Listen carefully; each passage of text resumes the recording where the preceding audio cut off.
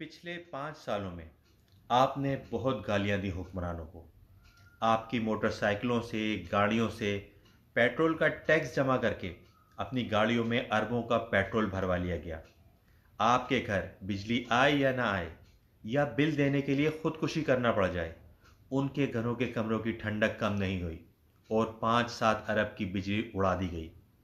आपके लिए इतनी महंगाई की गई कि 2 वक्त का खाना मुश्किल हो गया। लेकिन उन लोगों को हर साल नए मॉडल की जदीद गाड़ियां मिलती रहीं और फॉरेन ट्रिप मिलते रहे। लोगों के पास घर चलाने के लिए और किराया देने के लिए पैसे कम पड़ गए, और आपके ये हुक्मरान दुनिया भर में अपनी जायदादें, फ्लैट, टावर बनाते रहे, बिजनेस बढ़ाते रहे और अमीर से अमीर तरीन होते रहे। यही रोना रोया ना आपने 5 साल। अब अमली तौर पर वक्त आ गया है कि वोट देकर इन तमाम अजियतों का बदला लें। याद रखें,